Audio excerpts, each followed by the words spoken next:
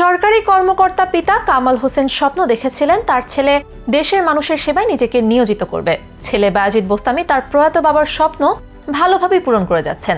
নিজেকে একজন দক্ষ সেনা কর্মকর্তা হিসেবে প্রতিষ্ঠিত করার পাশাপাশি সাম্প্রতিক বন্যায় নিজের জীবন বাজি রেখে উদ্ধার করেছেন ৩৫০ জনের অধিক বন্যার্তকে, যার ফলে লেফটেন্যান্ট বায়েজিদ বোস্তামি একদিকে পাচ্ছেন লাখো কোটি মানুষের দোয়া, অন্যদিকে উজ্জ্বল করে চলেছেন সেনাবাহিনীর ভাবমূর্তি।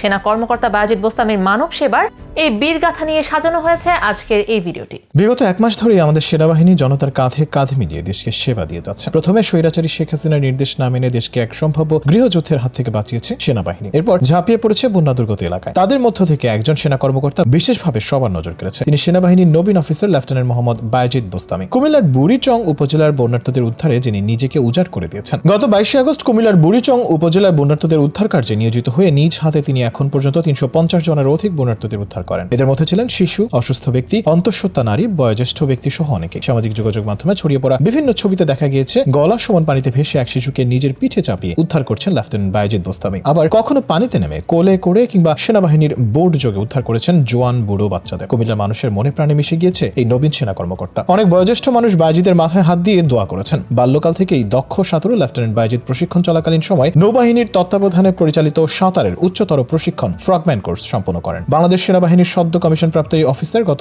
20 জুন কুমিল্লা সেনানিবাসে অবস্থিত একটি পদাতিক ব্যাটালিয়নে যোগদান করেন। এরপর তিনি বুড়িচং উপজেলা বন্যার্তদের উদ্ধার কার্যে নিয়োজিত হন। এ সময় তার ইউনিট অধিনায়ক তাকে সাঁতারের দক্ষতা কাজে লাগিয়ে দেশের প্রয়োজনে এগিয়ে আসার নির্দেশ প্রদান করেন। বাবার স্বপ্ন বাস্তবায়ন ও ইউনিট অধিনায়কের নির্দেশে দেশপ্রেমিক তরুণ লেফটেন্যান্ট বায়েজিদ বন্যায় আটকে পড়া মানুষের উদ্ধারে জীবন বাজি রেখে ঝাঁপিয়ে পড়েন। নেত্রকোনার আটপাড়া উপজেলার সন্তান লেফটেন্যান্ট বায়েজিদ 2020 সালে ঢাকার রাজুক উত্তরা মডেল কলেজ থেকে এইচএসসি পরীক্ষায় উত্তীর্ণ হয়ে 86তম বিএমএ দীর্ঘমেয়াদী কোর্সের সঙ্গে বাংলাদেশ মিলিটারি একাডেমিতে অফিসার ক্যাডেট হিসেবে যোগদান করেন। প্রশিক্ষণ চলাকালীন সময় 2022 সালে তার বাবা মোহাম্মদ কামাল হোসেন, যিনি বাংলাদেশ পল্লী উন্নয়ন বোর্ড আটপাড়ার পরিদর্শক হিসেবে ছিলেন, তিনি পরলোক গমন করেন। মৃত্যুর আগে তিনি তার পুত্রকে সেনাবাহিনীর একজন অফিসার হয়ে দেশ সেবায় নিজেকে বিলিয়ে দেওয়ার উপদেশ প্রদান করেন। পরলোক গমনকারী বাবার স্বপ্ন বাস্তবায়নে লেফটেন্যান্ট বায়েজিদ সেনাবাহিনীর কঠোর প্রশিক্ষণ সফলতার সঙ্গে সমাপ্ত করেন। সাম্প্রতিক বন্যায় মাঠে কাজ করার পাশাপাশি বাংলাদেশ সেনাবাহিনীর সব পদবীর সেনা সদস্যদের একদিনের বেতনের সমপরিমাণ অর্থ বন্যার্তদের সহযোগিতায় প্রধান উপদেষ্টার ত্রাণ তহবিলে দিয়েছিলেন। ফেনী, চট্টগ্রাম, কুমিল্লা, নোয়াখালী, সুনামগঞ্জ, হবিগঞ্জ চলমান ভয়াবহ বন্যায় ক্ষতিগ্রস্তদের সাহায্যার্থে মানবতার সেবায় এই অর্থ দেওয়া হয়। এর মধ্য দিয়ে বন্যা কবলিত এলাকায় সেনা সদস্যরা সক্রিয় ভূমিকা পালনের পাশাপাশি একটি মহতী উদ্যোগে সরাসরি সম্পৃক্ত হয়েছেন। শুধুমাত্র এবারই নয়, দেশের ক্রান্তি লগ্নে যখনই দরকার হয়েছে তখনই এগিয়ে এসেছে সেনাবাহিনী। আরেফিন কবির নামের এক সেনা কর্মকর্তা সম্প্রতি তার ফেসবুক আইডিতে লিখেন, তারা সবাই মিলে জেনারেল ওয়াকারকে বলেছিলেন তারা ছাত্র জনতার বিরুদ্ধে দাঁড়াতে চান না। এই পোশাকের মর্যাদা রক্ষা করতে নিরীহ মানুষের রক্তে নিজেদের হাত রঞ্জিত করতে রাজি ছিলেন না সেনাবাহিনীর সদস্যরা। তখন জেনারেল ওয়াকার সব সদস্যদের তার উপর বিশ্বাস রাখতে বলে। তখন অনেকেই ভেবেছিল এটা হয়তো